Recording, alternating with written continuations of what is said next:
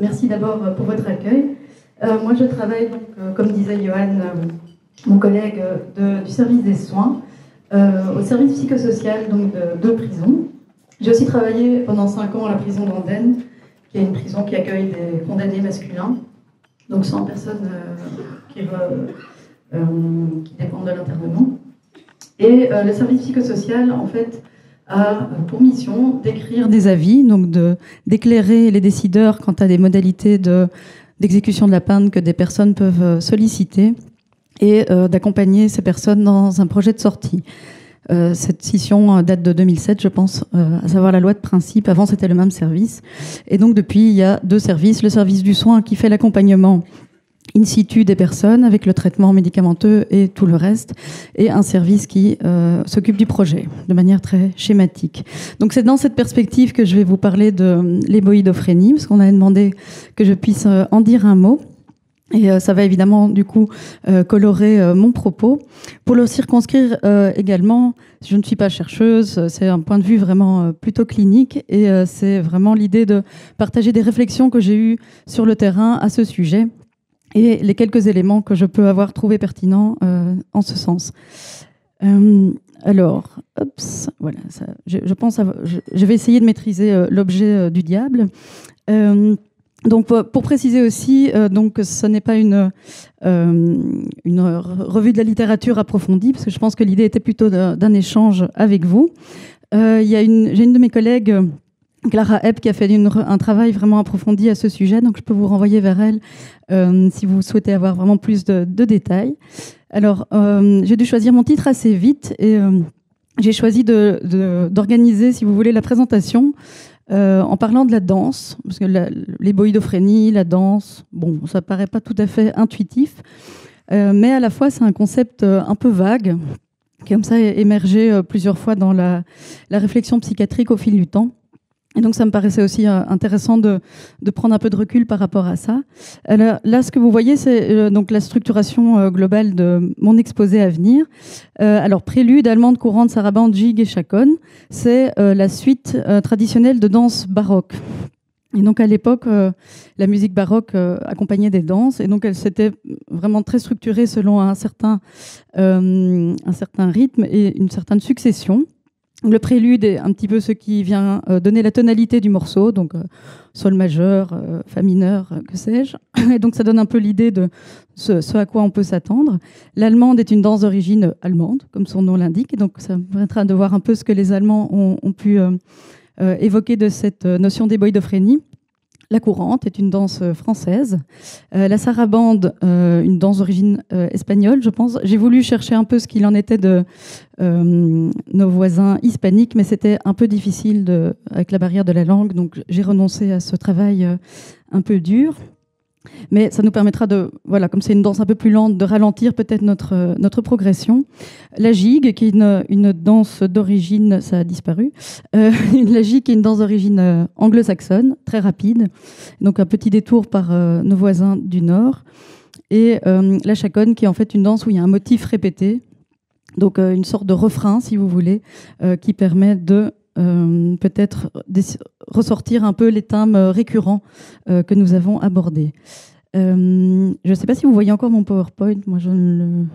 Oui, moi je ne le vois pas, mais peut-être qu'il y a un petit souci. Sinon, je me mets comme ça et je regarde. Hop. Ça, c'est en avant. Oui, le voilà. Bon, je vais me mettre comme ça. On va essayer de ne pas tomber. Alors, en tant que prélude, donc, l'éboïdophrénie, l'intérêt est souvent initié par l'interrogation clinique. Alors, chez moi, personnellement, mais aussi chez les personnes qui ont traité ce sujet, parce qu'on se rend compte que vraiment, il y avait une perplexité face à certains tableaux cliniques. Et donc, la volonté de rechercher, finalement, d'essayer de circonscrire au niveau sémiologique et aussi de ce qui peut se passer pour ces personnes, peut-être une entité qui pourrait expliquer ça. Évidemment, très en lien avec le domaine judiciarisé, parce qu'il y a vraiment toute cette question, on va le voir, de passage à l'acte et de mise en acte et d'actes éventuellement délictueux dans cette entité. Et aussi qui nous fait faire face à l'inexplicable, l'inexpliqué, des actes qu'on ne comprend pas et que la personne semble ne pas comprendre elle-même. avec l'idée donc initiale que le délire est soit une conséquence, qu'il y a un délire, si vous voulez, sous-jacent auquel on n'a pas accès et avec comme conséquence un acte, ou alors l'acte finalement en tant que délire lui-même, comme s'il venait remplacer quelque part, en quelque sorte, les manifestations plus classiques de la psychose. Alors, il y a vraiment tout le côté, évidemment, de la morale, avec l'idée de ces personnes qui viennent interpeller un peu le système moral et comment est-ce qu'on l'a abordé au fil du temps et au fil des sociétés. Alors, est-ce que c'est un petit charme suranné? C'est vrai que quand j'écrivais ce mot dans les rapports, ça me semblait, j'avais l'impression d'être très sérieuse et de faire appel à des concepts très techniques. Mais voilà, est-ce que ça a vraiment eu une sorte enfin, les personnes qui l'ont mis en place ont-ils été d'avant-garde, ou alors est-ce que c'est vraiment désuet et que ça n'a plus de sens? Est-ce que le drame est vraiment institutionnel? Alors j'entends institution, l'État, la loi, l'institution, l'hôpital, évidemment au sens large. Est-ce que c'est vraiment peut-être une réponse à une société qui dysfonctionne de plus en plus? Ça, c'est aussi une question qu'on peut se poser. Alors, donc, ça fonctionne, je vais me reculer, comme ça je suis moins menaçante pour le rang de ce côté-là. Classiquement, comment est-ce que l'éboïdophrénie a été définie? Donc, ce serait une schizophrénie dont l'expression délirante se traduit en comportements, a fortiori antisociaux. C'est comme ça que nous, en tout cas, en milieu carcéral, on les rencontre. Actuellement, il y a assez peu de traces de cette entité clinique, même s'il y a eu quelques articles, dont le travail de notre collègue, mais aussi d'autres collègues du domaine qui se sont réintéressés à ce diagnostic. Alors, on le retrouve quand même dans la classification CIM-10 comme sous-spécificité du trouble schizotypique, à savoir la schizophrénie pseudo-psychopathique, qui est définie comme ayant pour caractéristique des bizarreries du comportement, une froideur ou une discordance des affects, mais j'insiste sur le côté froideur parce que je pense que c'est assez pertinent dans ce cas-là. Le retrait social, des croyances magiques sans appartenance à un groupe culturel défini, donc on ne serait pas dans l'exacerbation d'une conviction, mais voilà quelque chose d'assez qui semble sortir de nulle part. Une méfiance, des ruminations d'allure obsessionnelle et une pensée particulière marquée par son caractère vague, rationalisant de façon étrange, obscure, sans être franchement incohérente. Donc on se retrouve dans quelque chose d'un peu vaguement étrange, mais sans être totalement fantastique, comme on peut parfois le rencontrer dans certains délires extrêmement florides. On le retrouve aussi dans les diagnostics de schizophrénie simple. Enfin, je pense qu'il y a des éléments qui peuvent s'y retrouver aussi. Donc il y a un trouble caractérisé par la survenue insidieuse et progressive de bizarreries du comportement, d'une impossibilité à répondre aux exigences de la société et d'une diminution globale des performances. La survenue des caractéristiques négatives de la schizophrénie résiduelle, par exemple un émoussement affectif, encore une fois ça c'est un élément clinique je pense qu'on retrouve assez souvent dans ces dimensions-là, et une perte de la volonté, etc., n'est pas précédée d'un quelconque symptôme psychotique manifeste. Et donc on vient différencier ici cette schizophrénie qui serait uniquement à expression de symptômes négatifs, mais pas on vient la différencier de la schizophrénie plus classique, paranoïde, ou avec beaucoup de manifestations délirantes, qui, une fois ces manifestations apaisées, laisserait place à un tableau où il y a des symptômes négatifs bien plus présents, ou encore la conséquence de traitements neuroleptiques de longue durée.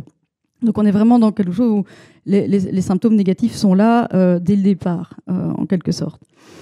Donc dans les classifications du DSM, en tout cas à l'époque où je voyais encore des rapports des hôpitaux et qu'il y avait encore le DSM-4, en fait, ce qu'on trouvait, là où on pouvait trouver une évocation de ce type de trouble, c'était dans la comorbidité entre schizophrénie paranoïde par exemple, et trouble de personnalité antisociale sur l'axe 2. Et donc, il y a eu vraiment toute une idée que les deux pouvaient coexister, et que donc ce serait quelqu'un qui est schizophrène et qui, au-delà de ça, a un problème de personnalité qui l'amène à faire des actes répréhensibles.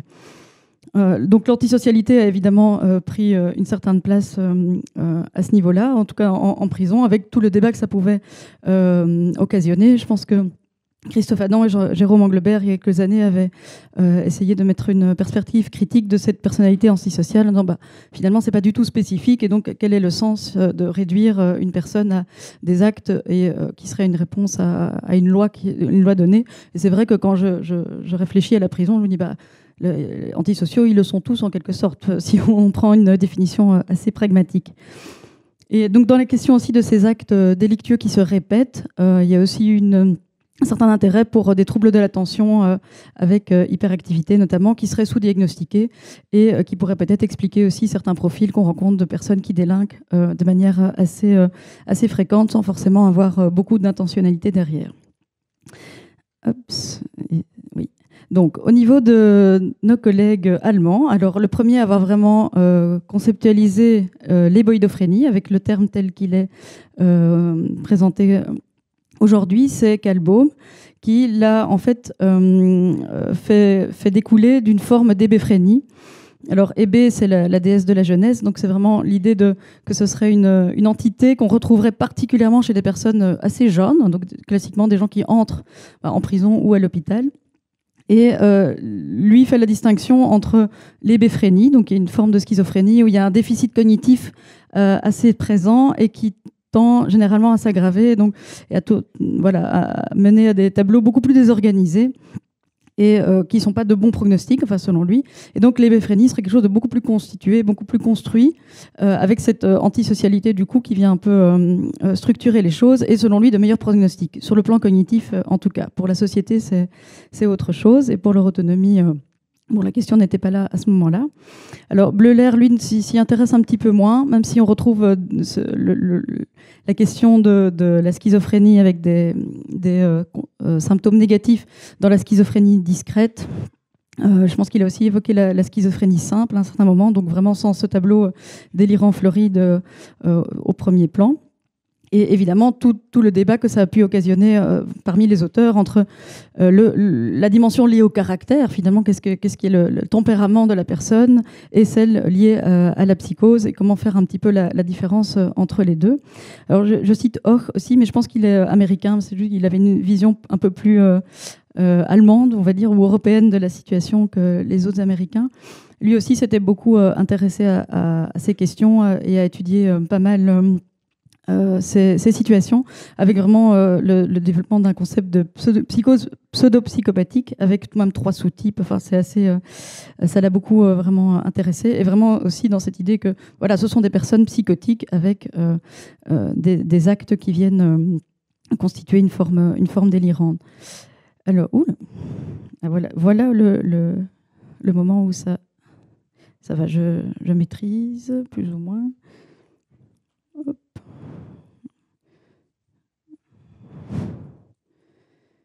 Où est-ce que j'en ai ? Voilà, je pense que c'est bon. Alors, courante. Donc, on change. Je ne vais pas exécuter les danses en question parce qu'elles étaient extrêmement complexes et vraiment sportives pour certaines. Mais donc, on passe à la version française. Donc, de la lecture française, en tout cas de l'entité. Alors, le premier peut-être à avoir émis des idées intéressantes à ce sujet est Esquirol, avec le concept de monomanie homicide, donc vraiment avec l'idée de ces meurtres, cette pulsion comme ça violente qui n'aurait pas qui ne ferait pas arrêt, qui n'aurait pas vraiment de sens. Ces élèves vont quant à eux définir une sorte de délire des actes, comme si finalement l'acte était délirant, qu'il y avait quelque chose du coup de très incompréhensible dans la lecture, en tout cas quand on cherche vraiment à savoir la cause, on essaye d'essayer de comprendre ce qui s'est passé, ce qui a fait que. Et par la suite encore, d'autres auteurs vont reprendre ce concept. Guiraud, notamment, lui, va décrire une sorte de bouderie permanente. J'ai noté ce terme parce que je trouve que c'est assez intéressant quand on rencontre des personnes qui semblent, en tout cas, rejoindre ce concept d'éboïdophrénie, mais le côté un peu morose, un peu toujours, un peu grognon, mais sans qu'on comprenne vraiment pourquoi. Chazot, qui est un autre auteur qui a, lui, s'inspirant pas mal de la psychanalyse, vraiment aussi plaidé pour une unicité de ce trouble, et donc non pas une coexistence de 2 diagnostics, psychopathie, schizophrénie, mais vraiment quelque chose qui serait une entité clinique à part. et en faisant pas mal d'études aussi à ce sujet. Henriet, lui, s'est un petit peu intéressé à la question, mais sans réellement l'approfondir ni trancher sur ce côté du caractère et la dimension éventuellement pertinente de la spécificité clinique. Et donc lui parlait plutôt de troubles du caractère pré-schizophrénique. Donc son hypothèse était que finalement, ce n'était pas une entité en soi, mais c'était plutôt une sorte de prédisposition, un signe avant-coureur d'une schizophrénie qui pourrait se développer. Et donc on rencontrait ça particulièrement chez des jeunes personnes et que voilà, c'était peut-être un signe à y voir de développement d'une schizophrénie ultérieure. Claude Ballier, donc, qui est un psychiatre français qui a aussi beaucoup été inspiré par la psychanalyse, qui a travaillé dans un SMPR pendant plusieurs années. Donc SMPR dont on a parlé ce matin, donc un service de soins qui prend en charge des personnes incarcérées. Et donc lui a écrit une psychanalyse des comportements violents notamment, et s'est intéressé au concept de psychopathie avec une lecture qui n'est pas celle que évidemment que R a pu présenter, mais l'idée que, en fait, ce comportement psychopathique, donc on revient quand même à une question de comportement, serait peut-être en lien avec une insuffisance de réponse à la tendance antisociale qui est constructive chez l'enfant. Donc, comme si finalement il n'y avait pas eu de réponse à ce que quand l'enfant a envie de tout détruire et de se rebeller un peu contre le système, il y a lieu un petit peu de faire arrêt à ça, d'en faire quelque chose et d'y répondre, et que finalement il n'y aurait pas eu de réponse chez ces enfants, et donc il serait constamment dans une sorte de tentative comme ça d'exister, de chercher un peu cette réponse, et parce qu'ils ont fait finalement ils ont vécu cette dimension comme un rejet, comme s'il y avait vraiment personne et qui n'avait pas de place pour être là.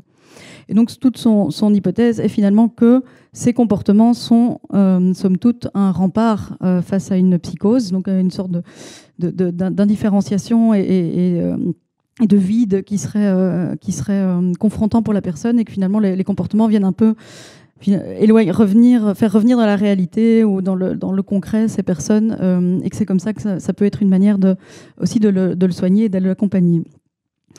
Il cite aussi une éventuelle élaboration de la dépression, et c'est vrai que ça peut être intéressant en se disant que finalement il y a peu d'accès aux émotions, parce qu'il y a ce côté d'émoussement affectif, on disait de quelque chose d'un peu quand même triste finalement, et quand j'y pense par rapport à des personnes que j'ai rencontrées, il y avait quand même une tristesse en tout cas qui était suscitée chez moi, peut-être pas exprimée par eux, mais ça me suscitait souvent de la tristesse chez moi.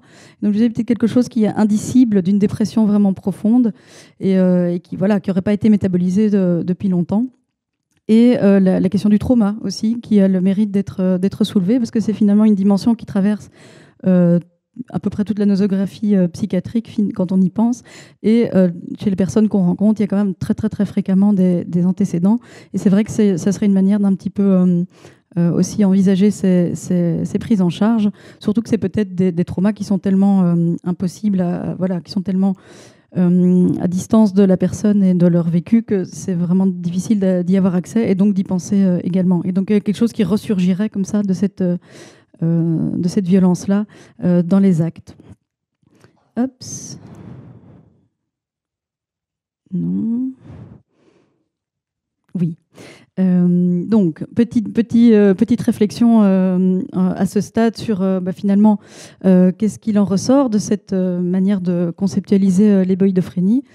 Finalement, peut-être aussi l'impact de la société, finalement, et son organisation sur les nosographies et les entités qui les composent. Bon, ça c'est valable évidemment dans toute la psychiatrie, mais comme il y a quelque chose de cet ordre moral qui vient être sollicité, qui vient être bouleversé, qui vient être un peu transgressé, il y a quand même, on sent qu'il y a quand même quelque chose qui se joue au niveau de cette société, ce qu'elle peut représenter ou justement ne pas représenter pour ces personnes.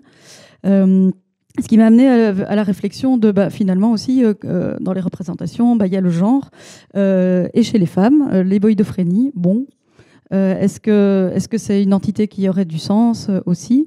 Je n'ai jamais vu passer, en tout cas, cette hypothèse diagnostique dans ma pratique chez une femme. Bon, elles sont moindres en nombre dans la détention, et elles sont aussi plus rapidement transférées dans des lieux de placement, mais il y a vraiment très très peu de réflexion à leur sujet vis-à-vis de cette entité. Éventuellement, certains auteurs évoquent que les femmes, enfin, que l'éboïdophrénie chez la femme pourrait du coup se manifester via une sexualité qui n'est pas procréative, la prostitution, voilà, des relations hors mariage, enfin, quelque chose finalement axé sur très très fort évidemment sur une représentation essentialiste de la femme, et donc qui peut poser question aujourd'hui, mais donc vraiment très peu d'autres approfondissements. Si ça rejoint cette lecture malheureusement habituelle que c'est une femme qui délinque, c'est forcément incompréhensible et inconcevable, même si on en sort un peu aujourd'hui. Et donc ce peu d'intérêt de ce diagnostic chez la femme m'a amené à une certaine hypothèse que finalement, puisqu'on part du principe de quelqu'un qui est vraiment dans ce vide un peu affectif, dans cette incompréhension des attentes et du système, et a fortiori avec une logique un peu rationalisante, est-ce qu'il n'y aurait pas une sorte de déformation de ce qui est attendu d'un homme, si on parle des éboïdophrènes masculins, donc se dire que il y a un tel déficit de représentation interne au niveau identitaire de ce que c'est que d'être une personne voilà, de sexe masculin, et du coup il y aurait une réponse un peu au pied de la lettre de ce que c'est qu'un homme, c'est-à-dire quelqu'un qui est agressif, violent, enfin un peu voilà, qui est bien présent. Donc une sorte qui donnerait lieu à une sorte d'attitude assez stéréotypée et sans nuance, mais voilà, qui viendrait un peu remplacer comme ça ce manque de représentation.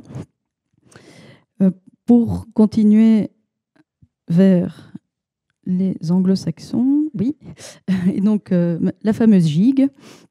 Je ne vais pas développer tout ce que les anglo-saxons évidemment ont développé ont mis en place autour des concepts de psychopathie ou de personnalité antisociale, parce qu'il y a vraiment beaucoup de choses. Mais en cherchant quand même un petit peu des informations sur quelque chose qui pourrait ressembler à notre entité clinique de l'éboïdophrénie, j'ai retrouvé dans ce qui s'appelle le Mental Health Act. Donc ça, c'est en Grande-Bretagne.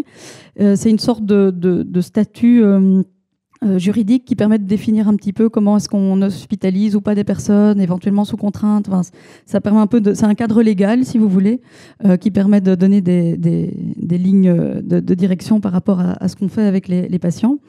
Et ils évoquent à ce moment-là, bon, ça c'est la version de 83, ils ont après changé ça, mais psychopathic disorder as a persistent disorder or disability of mind. Donc il y a quand même l'idée d'un trouble qui soit ou pas associé à un déficit intellectuel, which results in abnormally aggressive or seriously irresponsible conduct.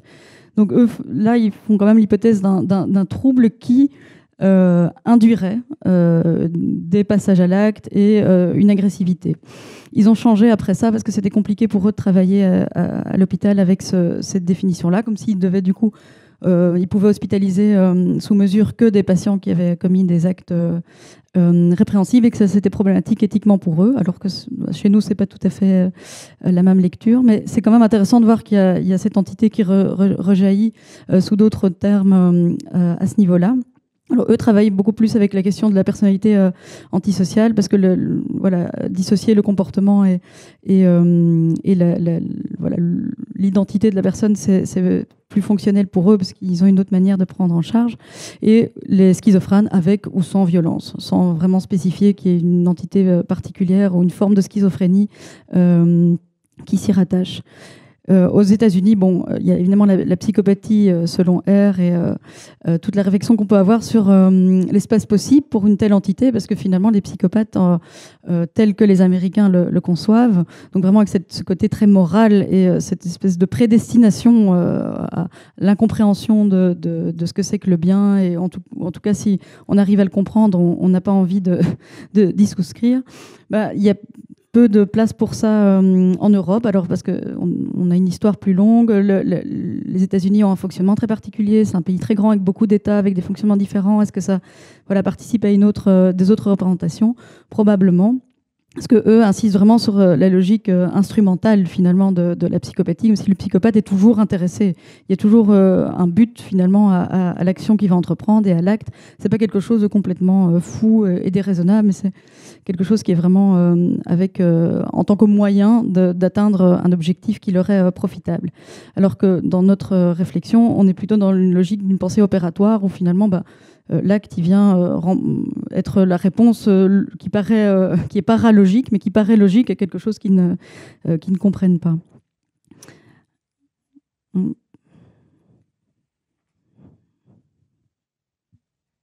Petit bug. Il y a une malédiction sur la petite, la petite télécommande. Ok, merci. Donc, on revient avec... de nouveau un petit ralentissement de notre progression et la tentative de dégager des éléments communs, en tout cas dans ces diverses entités. Et pour avancer dans cette logique peut-être un peu plus dynamique, on peut se dire peut-être qu'il y a du coup chez ces patients une déformation des attentes sociales de l'hôpital et une réponse à une forme de fonctionnalisation de la santé mentale. Alors, qu'est-ce que je veux dire par là? C'est que ce qu'on a remarqué un petit peu, parce qu'on a faute d'études évidemment sur le sujet et de consensus sur les diagnostics, c'est difficile de l'étayer avec précision, mais ce qu'on a constaté, c'est que des personnes qui nous semblent rentrer dans cette entité, dont la clinique peut être expliquée par cette entité clinique, ça se passait bien, toute proportion gardée, mais ça se passait à la prison. On proposait des soins, ils arrivaient à accéder aux soins, ça se passait bien pendant un temps, et puis ça n'allait plus du tout. Et il y avait passé une phase un peu plus désorganisée, il y avait de nouveau une reconstruction antisociale un peu plus grande, et des actes de la délinquance, des conduites à risque répétées qui mettaient à mal évidemment le système de soins et qui faisaient in fine partie du processus de retour au niveau carcéral. Et donc, est-ce que ce ne serait pas de nouveau, comme je faisais l'hypothèse d'une réponse stéréotypée à quelque chose qui n'est pas vraiment accessible au niveau interne, du coup à ce que qu'est-ce que l'hôpital attend de moi, qu'est-ce que les règles attendent de moi, et aussi avec cette idée que il faut correspondre à un type, à une catégorie de patients, à un profil, parce qu'évidemment les prises en charge sont définies comme telles, et donc je dois être comme ci ou comme ça pour pouvoir répondre au programme quelque part thérapeutique qu'on me propose.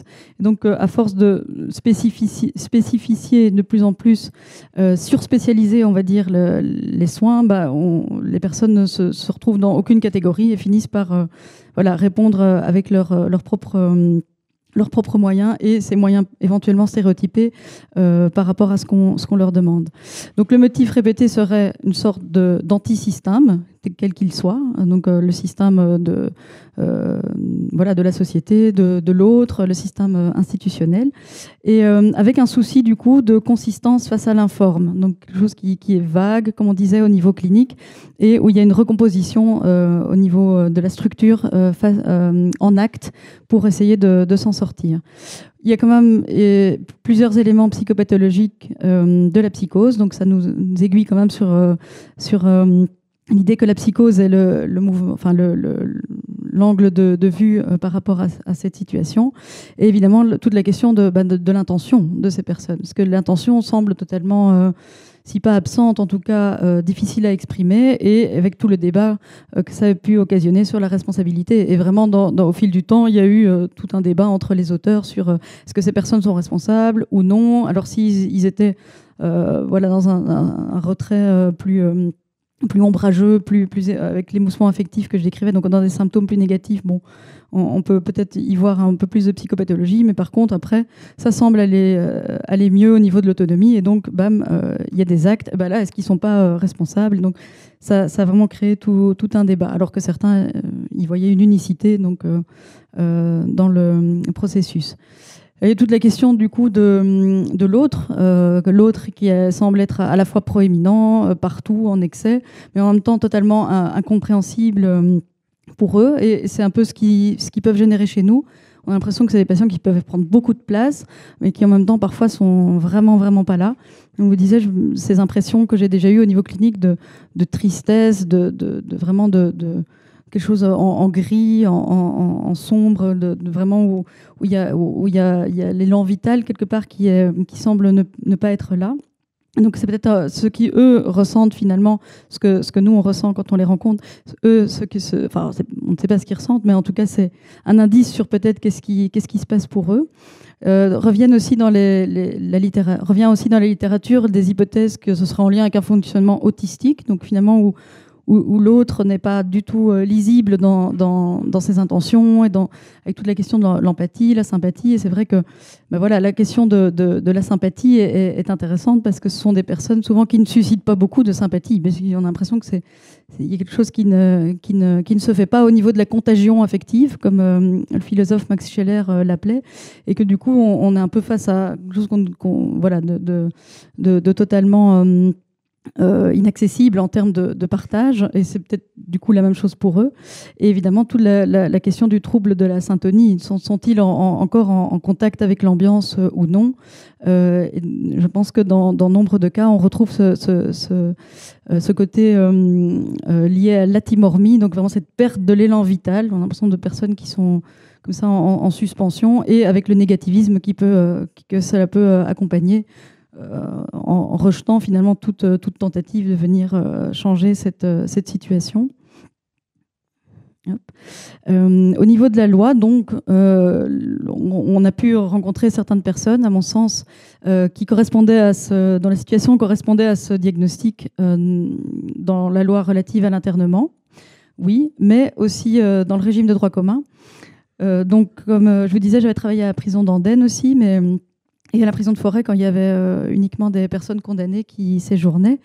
Et les premières réflexions vraiment approfondies sur les boïdophrénies me sont venues par justement des demandes d'internement que j'avais introduites pour des personnes qui étaient condamnées et donc qui avaient vraiment un trajet avec des récidives de vol avec violence, enfin vraiment de ce type-là, mais qui étaient dans une incapacité en tout cas, ça semblait vraiment avoir peu de sens pour eux de présenter un projet devant la justice où ils vont faire telle ou telle chose, une remise en question. Enfin, il y avait quelque chose qui était totalement inaccessible à ce niveau-là. Et donc, l'idée de se dire, peut-être que ces personnes, il y a quelque chose de vraiment de l'ordre de la psychose qui se joue pour eux, et que les faire basculer dans le domaine du soin, ça va fonctionner. Alors j'y reviendrai plus tard, ça ne fonctionne pas toujours. Mais donc on peut s'interroger aussi sur la présence de ces personnes avec ce diagnostic dans le réseau de la loi du 26 juin 1990. Alors ça, je ne sais pas, ce serait intéressant d'entendre peut-être des collègues de ce réseau-là à ce sujet. Néanmoins, en recherchant un petit peu des réponses à cette question-là, je suis tombée sur une recommandation de l'HAS. Donc l'HAS, c'est une sorte c'est l'autorité de la santé en France qui régit un petit peu les bonnes pratiques, si vous voulez, de prise en charge, notamment en psychiatrie, mais en médecine en général. Et il parle à ce moment-là de la prise en charge des patients en psychiatrie, et il mentionne, donc s'agissant du diagnostic de personnalité antisociale associé à celui de troubles schizophréniques, donc on revient à cette lecture de adjonction du trouble de personnalité antisociale à la schizophrénie, il convient de se souvenir qu'existent des formes pseudo-psychopathiques de la maladie schizophrénique et boïdophrénie. Le danger est que ces patients soient considérés à tort comme ayant uniquement un trouble de la personnalité ou un abus ou une dépendance à des substances psychoactives. L'absence de traitement ou une prescription inadaptée ou tardive expose à des comportements à risque et des actes médico-légaux qui s'inscrivent dans l'évolution de la maladie ou dans le cadre d'une comorbidité. Lorsqu'il évalue le risque de violence, il est important pour le clinicien de regarder au-delà du simple diagnostic et de considérer de près les facteurs historiques du patient et sa situation de vie actuelle. Bon, ça me semble assez évident qu'on écoute l'histoire du patient, mais je pense que c'est intéressant. Ça date de 2011, donc ça date un peu, mais c'est quand même relativement récent, cette mise en lumière finalement des signes avant-coureurs éventuellement présents et des possibilités de traitement qui pourraient y être liées par rapport à des jeunes personnes, parce que ça revient un peu aux logiques de départ, qu'il s'agit souvent de patients jeunes qui se retrouvent dans ce diagnostic. Alors, pour avancer un petit peu, et donc voilà, je venais justement là-dessus que ce serait donc peut-être une entrée en contact avec l'institution chez les jeunes schizophrènes. Néanmoins, je pense que, en tout cas, dans notre expérience clinique, on a déjà rencontré des situations où la personne a eu tout un parcours dans le droit commun, donc a été condamnée pendant plusieurs années, à ressortir, rentrer, et sur le tard, donc tardif, ça peut être 40, 50 ans, même voilà, plus tard, on retrouve ces personnes avec un tableau totalement psychotique, vraiment très évident pour nous autres cliniciens. Et alors qu'auparavant, il n'a jamais été une seule fois soulevé la possibilité qu'il puisse être schizophrène ou en tout cas pris par une psychopathologie. Et du coup, on se demande un peu, est-ce qu'on a raté finalement des prémices de quelque chose il y a très longtemps, ou est-ce que finalement, une fois que la mise en acte s'est épuisée, parce que les actes délictueux se répètent, les condamnations, vraiment le corps fatigue aussi, et donc est-ce que c'est cet épuisement-là qui laisse place finalement à ce qui était sous-jacent, à savoir cette clinique davantage psychotique. Évidemment, la question de la règle et du cadre, parce que ce sont des personnes comme je disais tantôt, qu'on peut rencontrer en détention, où finalement ça semble bien se passer, donc on a envie de proposer un projet de soins. Et une fois que les personnes sont à l'hôpital, finalement, ça ne se passe plus bien. Et je me disais, il y a toute la distinction peut-être avec, et c'est peut-être valable pour d'autres évidemment situations que les boïdophrénies, mais la distinction entre les règles et le cadre. Parce que finalement, les règles à la prison, elles sont claires, elles sont les mêmes pour tout le monde. Donc il y a quelque chose d'assez peu exigeant et d'assez peu angoissant pour certaines personnes par rapport à ça. Les codes, le rythme, alors que il y a toute la question du cadre qui peut être différente à l'hôpital, même s'il y a des règles aussi. Le cadre, c'est quelque chose qu'on construit ensemble, et donc peut-être que cette incapacité à s'inscrire dans ce processus collectif-là rend beaucoup plus difficile la mise en sens d'un cadre.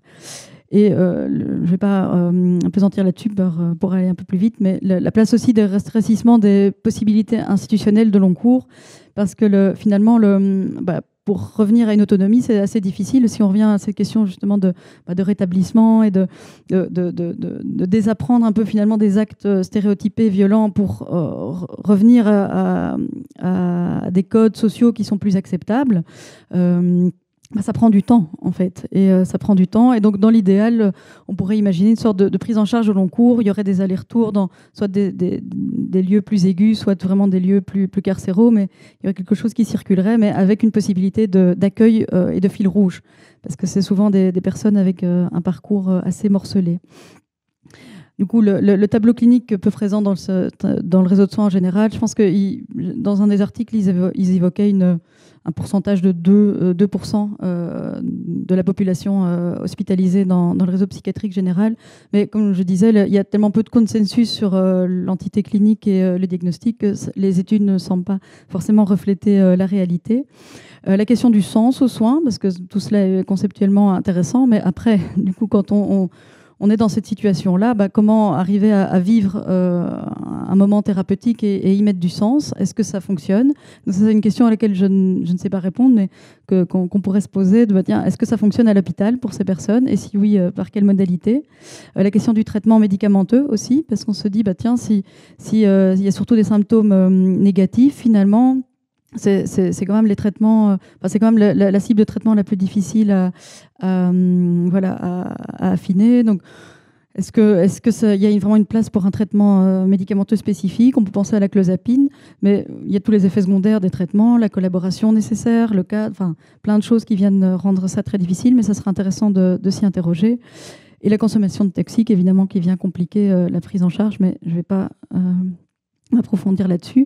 Alors, l'andro, c'est une danse traditionnelle bretonne qui est en cercle. Et l'anterdro, c'est une danse traditionnelle bretonne également, du même genre. Anterdro, ça veut dire demi-tour.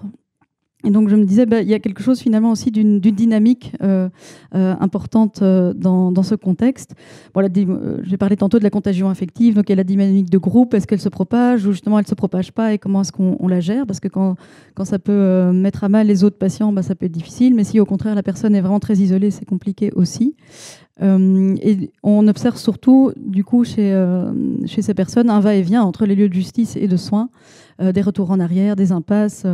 Et c'est comme s'ils se détachaient finalement des sortes de phases où il y aurait des phases plus antisociales et structurées, avec un peu plus d'élan vital, et des phases beaucoup plus en retrait, ce qui rejoint un petit peu peut-être la clinique de la schizophrénie paranoïde, mais qui suivrait un certain cycle. Et que ça serait vraiment intéressant de pouvoir articuler du coup les différents lieux en fonction des différentes phases. On avait imaginé tout un dispositif à un certain moment pour un patient, en imaginant qu'il y aurait des relais avec la prison et qu'on pourrait faire une sorte de continuité pour trianguler, mais notre mission ne nous le permet pas, et donc ça ne s'est jamais finalement fait. Mais c'était une des idées qu'on avait eues pour faire, comme je disais, une sorte de continuité dans ce parcours et en fonction des fluctuations. Et donc un célèbre tanguero aurait dit que la danse, en fait, c'est ce qui se passe entre les pas. Donc la danse se trouve entre les pas. Et je me dis que c'est peut-être une piste aussi de voir qu'est-ce qui se passe entre les différentes phases, un peu plus avec les actes et avec le retrait.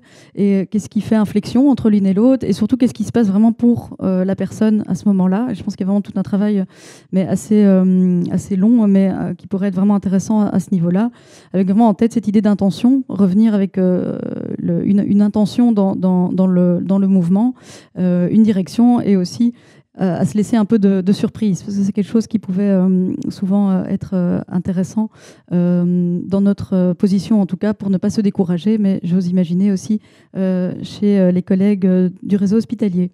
Donc, pour conclure, il y aurait comme attente relativement raisonnable l'idée d'une pause dans ce processus comme ça d'actes et de destruction un peu de ce qu'ils ont autour d'eux, des petites pauses qui permettraient un peu de revoir un peu ce côté du vécu, plutôt qu'un arrêt complet aux actes, avec l'intérêt de la circulation dans le réseau. Comme je vous disais, les limites sont là par rapport à ces propositions, et l'idée de suspendre du coup un peu ces petites dimensions. Il y a quand même un épuisement avec l'âge. On en parlait avec les condamnés aussi, les personnes condamnées qui ont tendance à quand même moins être dans la délinquance avec l'âge. Il y a le corps qui s'épuise, mais donc il y a aussi la question de qu'est-ce qui se passe pour ces personnes une fois que les actes sont un peu épuisés et qu'elles sont plus dans une dimension de retrait social et de perte d'autonomie. Comment est-ce qu'on peut les accompagner encore, et est-ce qu'il y a encore des lieux de long cours pour les accueillir? Et en termes de réflexion, plus que de réelles pistes, je me disais, toute la réflexion philosophique de la pathologie de la liberté, comme ça a été conceptualisé, fait pas mal de sens dans ces questions-là, et de voir un peu qu'est-ce que la liberté, qu'est-ce qu'elle représente pour nous, pour eux, et comment est-ce qu'on avance avec cette notion en tête. Et je pense que c'est fini. J'ai mis juste quelques références. Oups, je les ai... Bon, c'est pas grave. Vous aurez le PowerPoint. Donc, j'ai mis quelques articles intéressants, à mon sens, à ce sujet. Merci. J'espère que j'ai respecté le temps.